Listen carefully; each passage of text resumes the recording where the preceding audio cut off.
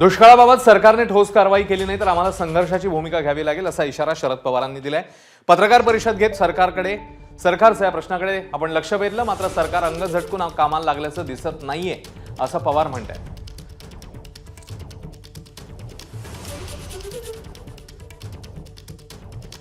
या पत्रामध्ये नेमके काय मुद्दे आहेत? दुष्काळी स्थितीबाबत मी सरकारचं लक्ष वेधलं होतं, सहकार्याची भूमिकाही घेतली। आपणही छत्रपती संभाजीनगर इथे आढावा बैठक घेतली, त्यात मंत्री गैरहजर होते। सरकार अजूनही अंग झटकून कामाला लागल्याचं दिसत नाहीये। दुष्काळ निवारणाच्या कामात सरकारने तातडीने पावलं उचलावी।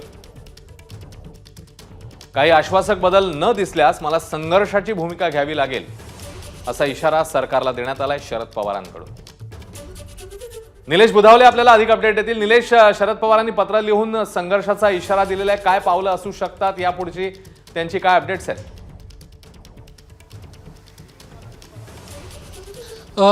अश्विन, 24 मेला शरद पवारांना पत्रकार परिषद घेतली होती आणि त्या पत्रकार परिषदेमध्ये प्रामुख्यानं राज्यातल्या दुष्काळ परिस्थितीचा आढावा घेतला होता। त्यामध्ये त्यांना स्पष्ट केलं होतं की मागच्या वर्षी जवळपास 1100 टँकर लागायचे, यावर्षी मात्र 11,000 टँकर लागतात। त्यामुळे कुठेतरी सरकारनं याकडे प्रामुख्यानं लक्ष द्यायला पाहिजे।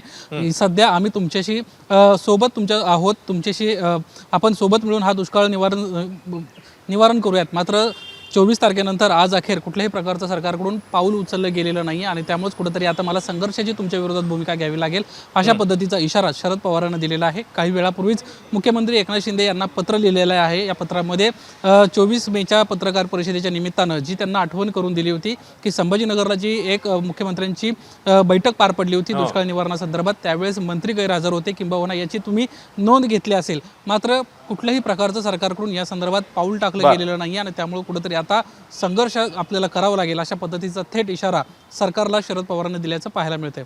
अश्विन, निलेश, धन्यवाद या सगळ्या माहितीबद्दल। तेव्हा शरद पवारांनी सरकारला इशारा दिला, एक पत्र लिहिलंय आणि त्यामध्ये आपली भूमिका मांडली। एबीपी माझा, उघडा डोळे बघा नीट।